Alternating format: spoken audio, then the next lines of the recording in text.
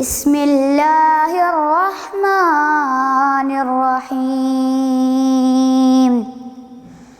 अरअयतल्लज़ी युकज़्ज़िबु बिद्दीन फ़ज़ालिकल्लज़ी यदउल यतीम वला यहुद्दु अला तआमिल मिस्कीन फ़वैलुल लिलमुसल्लीन अल्लज़ीना हुम अन सलातिहिम साहून अल्लज़ीना हुम युराऊन व यमनऊनल माऊन। सदक़ल्लाहुल अज़ीम।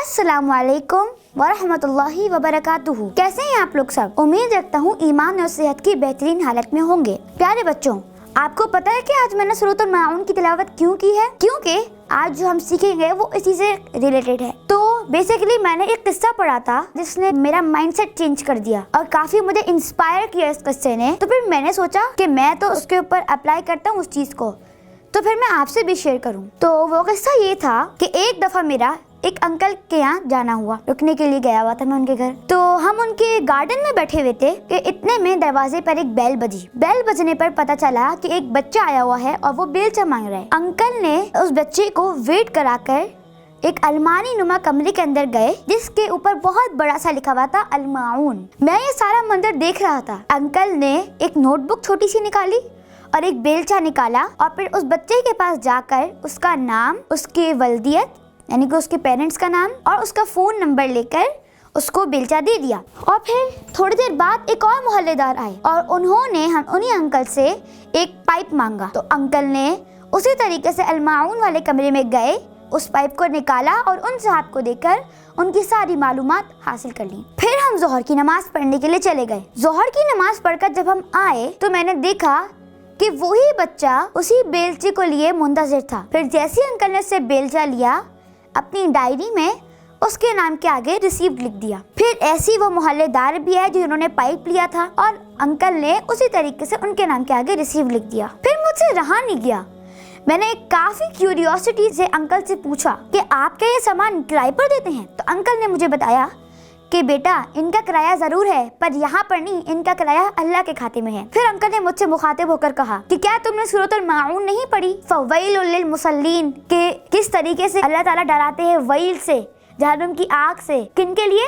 उन मुसलमानों के लिए जो गफलत में डूबे हुए हैं और जो नमाज नहीं पढ़ते, उन नमाजियों के लिए जो गफलत में डूबे हुए हैं और अपनी नमाज को डिले करते हैं। उसके बाद वयमनऊनल माऊन, और वयमनऊनल माऊन यानी कि जो बंदा कोई ज़रूरत की चीज़ लेने के लिए आता है वो उसको मना कर देते हैं और उसको वो चीज़ नहीं देते। जैसे हमारे दोस्त अहबाब हैं, उनको कोई चीज़ चाहिए तो उनको मना कर देते हैं। तो फिर अंकल ने मुझे बताया कि जब से उन्होंने सूरतुल माऊन को समझा तो उन्होंने अपने स्टोर रूम का नाम अल माऊन रख दिया। मैंने अंकल से फिर पूछा कि अंकल इतनी सारी चीज़ें आपने खुद ली हैं? अंकल हंसने लगे। फिर अंकल ने चाय का घूंट लेकर मुझे ये बताया कि कुछ चीजें उन्होंने खुद रखी हैं, वरना बहुत सारी चीजें मोहल्लेदारों ने खरीद कर मुझे दी और कहा कि आप अल माऊन में रख दें और अगर हमें जरूरत हुई तो हम ले जाएंगे, वरना अगर किसी और को जरूरत हुई तो आप उनको दे दीजिएगा। प्यारे बच्चों, मुझे अंकल का ये आइडिया बहुत अच्छा लगा कि किस तरीके से अंकल ने मोहल्लेदारों के लिए एक आसानी का तरीका रखा हुआ है। मुझे लगता है कि हम भी अपने घर पे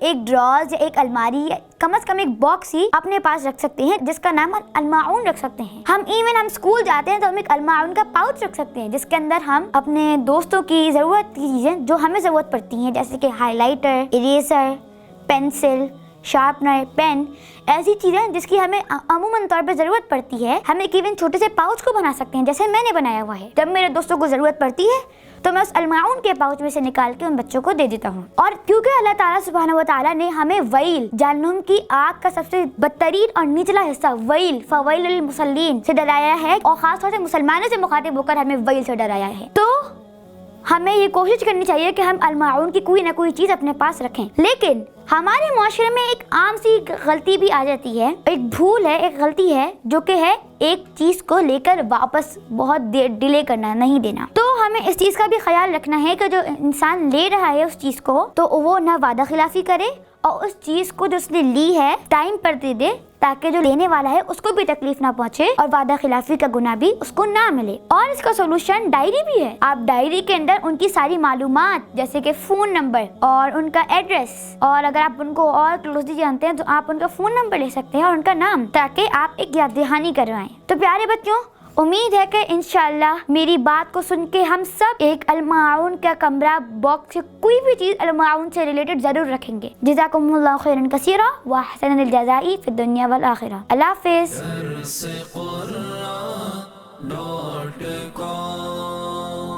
www.darsequran.com